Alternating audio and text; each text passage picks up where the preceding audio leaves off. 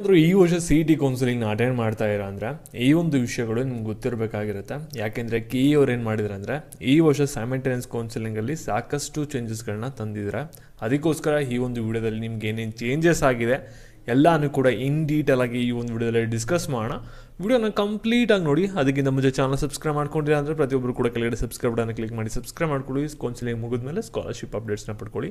ಹಾಗೆ ಪ್ರತಿಯೊಬ್ಬರು ಕೂಡ ವಿಡಿಯೋಗೊಂದು ಲೈಕ್ ಕೊಟ್ಟಿಲ್ಲ ಅಂದರೆ ವಿಡಿಯೋಗೊಂದು ಲೈಕ್ ಕೊಟ್ಬಿಟ್ಟಾನೆ ವಿಡಿಯೋಕ್ಕೆ ಸ್ಟಾರ್ಟ್ ಮಾಡಿ. ಇವಾಗ ನಾವು ಡೈರೆಕ್ಟಾಗಿ ವಿಡಿಯೋ ಬಗ್ಗೆ ಬರೋಣ.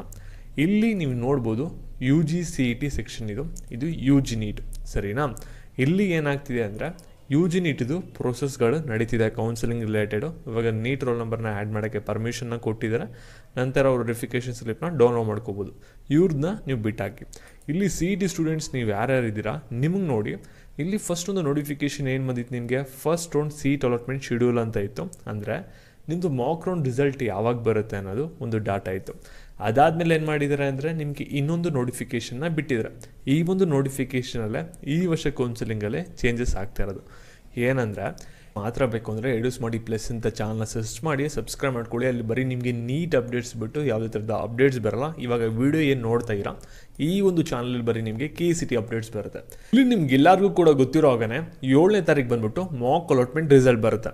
ಮಾಕ್ ಅಲಾಟ್ಮೆಂಟ್ ರಿಸಲ್ಟ್ ಬಂದಿದ ತಕ್ಷಣ ನಿಮಗೆ K C T first round option entry start ಆಗಲ್ಲ. ಅದನ್ನ ತಲೆಯಲ್ಲಿ ಇಟ್ಕೊಳ್ಳಿ.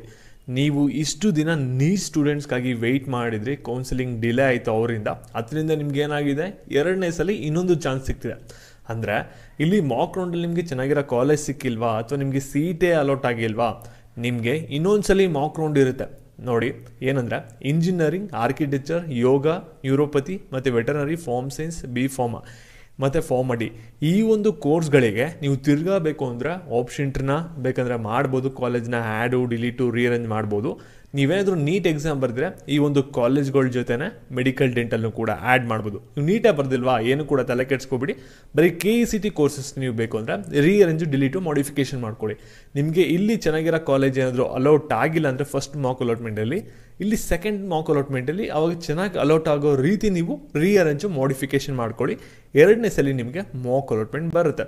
ಮತ್ತು ನೀವೇನಾದರೂ ನೀಟ್ ಕೌನ್ಸಿಲಿಂಗ್ನ ನೋಡ್ತಾ ಇದ್ದೀರಾ ಅಂದರೆ ಅವ್ರಿಗೂ ಕೂಡ ಇಲ್ಲೇ ಹೇಳ್ಬಿಡ್ತೀನಿ, ಇಲ್ಲಿ ಓದೋಷದ ರೀತಿ ಕೆ ಇ ಸಿ ಟಿ ಕೋರ್ಸ್ಗೆ ಒಂದ್ಸಲಿ ಮತ್ತು ನೀಟ್ ಕೋರ್ಸ್ಗೆ ಒಂದ್ಸಲಿ, ಎರಡೂ ಸಲ ಫಸ್ಟ್ ರೌಂಡ್ ರಿಸಲ್ಟ್ ಅನೌನ್ಸ್ ಆಗಲ್ಲ ಅಂತ ಇಲ್ಲಿ ಕ್ಲಿಯರಾಗಿ ಮೆನ್ಷನ್ ಮಾಡಿದ್ದಾರೆ. ಅಂದರೆ ನೀವು ಫಸ್ಟು ಮೆಡಿಕಲ್ ಡೆಂಟಲ್ ಎಲ್ಲ ಕೊಟ್ಟಾದ್ಮೇಲೆ ಅದ್ರ ಕೆಳಗಡೆ ಕಾಲೇಜಸ್ ಬಂದ್ಬಿಟ್ಟು ಇಂಜಿನಿಯರಿಂಗ್ ಇರಬೇಕಾಗಿರುತ್ತೆ, ಬಿ ಎಸ್ ಸಿ ಅಗ್ರಿಕಲ್ಚರ್ ಇರಬೇಕಾಗಿರುತ್ತೆ.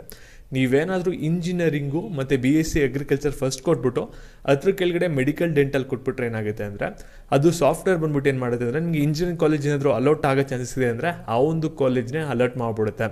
ಅದಕ್ಕೋಸ್ಕರ ಸೆಕೆಂಡ್ ಮಾಕ್ ಅಲಾಟ್ಮೆಂಟ್ ರಿಸಲ್ಟ್ ಬರೋಕ್ಕಿಂತ ಮುಂಚೆ ನಿಮ್ಗೆ ಏನೊಂದು ಆಪ್ಷನ್ ಮಾಡೋಕ್ಕೆ ಟೈಮ್ ಕೊಟ್ಟಿದ್ದಾರಲ್ಲ 9ನೇ ತಾರೀಕಿಂದ 11ನೇ ತಾರೀಕು, ಇಲ್ಲಿ ನೀಟ್ ಎಕ್ಸಾಮ್ ನೀವೇನಾದರೂ ಬರೆದಿದ್ರೆ ಪ್ರಿಟಿ ಏನಿರುತ್ತಲ್ಲ ಅದನ್ನ ಕೋರ್ಸ್ ಪ್ರಕಾರ ಚೇಂಜಸ್ನ ಮಾಡ್ಕೊಳ್ಳಿ. ಮೆಡಿಕಲ್ ಡೆಂಟಲ್ ಆದಮೇಲೆ ಇಂಜಿನಿಯರಿಂಗ್, ಫಾರ್ಮಸಿ ಕಾಲೇಜಸ್ನ ರೀಅರೇಂಜ್ ಮಾಡ್ಕೊಳ್ಳಿ.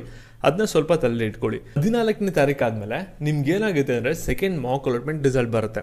ಅಂದರೆ ಇಲ್ಲಿ ನೀವು K E C T courses ಮಾತ್ರ ಆಪ್ಷನ್ ಎಂಟ್ರಿ ಮಾಡಿದರೂ ಕೂಡ ಮಾಕ್ ಅಲಾಟ್ಮೆಂಟ್ ರಿಸಲ್ಟ್ ಅನೌನ್ಸ್ ಆಗುತ್ತೆ. K E C T NEET ಎರಡೂ ಕೂಡ ಕಂಬೈನ್ ಮಾಡಿದರೂ ಕೂಡ ಮಾಕ್ ಅಲಾಟ್ಮೆಂಟ್ ರಿಸಲ್ಟ್ ಅನೌನ್ಸ್ ಆಗುತ್ತೆ. ಇಲ್ಲಿ ಇನ್ನೊಂದ್ಸಲಿ ಹೇಳ್ತಾ ಇದ್ದೀನಿ, ಕೆ ಇ ಸಿ ಟಿ ಮತ್ತು ನೀಟ್ ಎರಡು ಕೋರ್ಸಸ್ಸು ಕೂಡ ಕಂಬೈನ್ ಆಗಿದೆ. ಎರಡೂ ಕೋರ್ಸಸ್ನು ಕೂಡ ಅನಾಲಿಸಿಸ್ನ ತೊಗೊಂಡು ನಿಮ್ಗೆ ಯಾವ್ದಾರ ಒಂದು ಕೋರ್ಸಲ್ಲಿ ಒಂದು ಸೀಟ್ನ ಅಲೋಟ್ ಮಾಡಿಕೊಡ್ತಾರೆ. ಅದೊಂದು ಕ್ಲಾರಿಟಿ ಇಟ್ಕೊಳ್ಳಿ. ಚೇಂಜಸ್ ಆಗಿದೆ ಈ ವರ್ಷ ಸರಿನಾ. ಮತ್ತು ಇಲ್ಲಿ ಫಸ್ಟ್ ರೌಂಡ್ ಆಪ್ಷನ್ ಎಂಟ್ರಿಲೂ ಕೂಡ ಸೇಮ್ ಅದೇ ಹೇಳ್ತಾ ಇದ್ದಾರೆ. ಇಂಜಿನಿಯರಿಂಗ್, ಆರ್ಕಿಟೆಕ್ಚರ್ ಮತ್ತು ಯೋಗ ಮತ್ತು ನ್ಯೂರೋಪತಿ, ವೆಟರ್ನರಿ ಸೈನ್ಸ್ ಮತ್ತು ಬಿ ಎಸ್ ಸಿ ಅಗ್ರಿಕಲ್ಚರ್ ಎಲ್ಲ ಕೂಡ ಕಂಬೈನ್ ಆಗಿರುತ್ತೆ. ಜೊತೆಗೆ ಮೆಡಿಕಲ್ ಡೆಂಟಲ್ ಆಯುಷು ಕೂಡ ಸೇರಿರುತ್ತೆ. ಇಷ್ಟು ಕೋರ್ಸ್ಗೂ ಕೂಡ ಒಂದೇ ಸಲ ಆಪ್ಷನ್ ಎಂಟ್ರಿ ಮಾಡ್ತೀರಾ.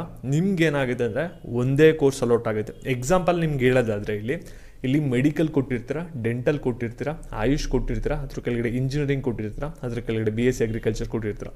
ಇಷ್ಟು ಕೋರ್ಸ್ನು ಕೂಡ ಅನಾಲಿಸಿಸ್ನ ಮಾಡಿ ನಿಮ್ಗೆ ಏನು ಮಾಡುತ್ತೆ ಅಂದರೆ ಡೆಂಟಲಲ್ಲಿ ಏನಾದರೂ ಸೀಟ್ ಅಲೋಟ್ ಆಯಿತು ಅಂದರೆ ಡೆಂಟಲ್ ಅಲೋಟೆಡ್ ಅಂತ ಬರುತ್ತೆ. ನಿಮಗೆ ಅವಾಗ ಮೆಡಿಕಲ್ ಕೂಡ ಸಿಗಲ್ಲ, ಆಯುಷು ಕೂಡ ಸಿಗಲ್ಲ, engineering, B S C agriculture ಏನು ಕೂಡ ಸಿಗಲ್ಲ, ಡೆಂಟಲ್ ಸಿಗುತ್ತೆ. ಅದಕ್ಕೆ ನೀವು ನೆಕ್ಸ್ಟು 21ನೇ ತಾರೀಕು ರಿಸಲ್ಟ್ ಬಂದಾದಮೇಲೆ ಚಾಯ್ಸ್ ಎಂಟ್ರಲ್ಲಿ ಏನಾದ್ರು ಚೇಂಜಸ್ ಇತ್ತು ಅಂದರೆ ನೋಟಿಫೈ ಮಾಡ್ತಾರೆ. ಸೀಟ್ ಹೋಲ್ಡ್ ಮಾಡ್ಕೊಳ್ಳೋ ರೀತಿ ಯಾವ ರೀತಿ ಇರುತ್ತೆ ಈ ವರ್ಷ, ಎಲ್ಲನೂ ಕೂಡ ಅವರು ನೋಟಿಫಿಕೇಶನ್ ಮುಖಾಂತರ ನಮ್ಗೆ ಅಪ್ಡೇಟ್ ಮಾಡ್ತಾರೆ, ಅಲ್ಲಿವರೆಗೂ ಕೂಡ ವೆಯ್ಟ್ ಮಾಡಬೇಕಾಗುತ್ತೆ. Over all conclusion of the video ಏನಂದರೆ, ಇಲ್ಲಿ ನಿಮಗೆ ಮೊದಲು ತಿಳಿಸ್ಕೊಟ್ಟಿದೆ KECT ಕೋರ್ಸಸ್ಗೆ ಒಂದು ಸೀಟ್ ಅಲಾಟ್ಮೆಂಟ್ ಆಗುತ್ತೆ, ಮತ್ತು ನೀಟ್ ಕೋರ್ಸಸ್ಗೆ ಒಂದು ಸೀಟ್ ಅಲಾಟ್ಮೆಂಟ್ ಆಗುತ್ತೆ. ನಿಮಗೆ CET ಕೋರ್ಸಸ್ ಸೀಟ್ ಹೋಲ್ಡ್ ಮಾಡಿಕೊಂಡು ಮೆಡಿಕಲ್ ಕೌನ್ಸಿಲಿಂಗ್ನ ಅಟೆಂಡ್ ಮಾಡ್ಬೋದು ಅಂತ. ಅದನ್ನ ಇವಾಗ ರಿಮೂವ್ ಆಗಿಬಿಟ್ಟಿದ್ದಾರೆ, ಎರಡೂ ಕೂಡ ಕಂಬೈನ್ ಆಗಿರುತ್ತೆ. ನಿಮಗೆ ಒಂದೇ ಚಾಯ್ಸ್ ಎಂಟ್ರಿ ಇರುತ್ತೆ, ಯಾವ್ದಾರ ಎಷ್ಟು ಕೋರ್ಸಲ್ಲಿ ಒಂದು ಸೀಟ್ ಅಲಾಟ್ ಆಗುತ್ತೆ, ಸರಿನಾ? ಈ ರೀತಿ ಒಂದು ಬದಲಾವಣೆಗಳಾಗಿದೆ. ಅದನ್ನ ಅರ್ಥ ಮಾಡ್ಕೊಂಡು ನೀಟಾಗಿ ಒಂದು ಆಪ್ಷನ್ ಎಂಟ್ರಿನ ಅಟೆಂಡ್ ಮಾಡಿ. ಮತ್ತು ಇದೇ ರೀತಿ ಅಪ್ಡೇಟ್ಸ್ ಬೇಕಂದರೆ ಚಾನಲ್ ಸಬ್ಸ್ಕ್ರೈಬ್ ಮಾಡ್ಕೊಳ್ಳಿ, ಹಾಗೆ ವಿಡಿಯೋಗೊಂದು ಲೈಕ್ ಕೊಟ್ಬಿಟ್ಟು ಎಲ್ಲರಿಗೂ ಕೂಡ ಶೇರ್ ಮಾಡಿ. Thank you.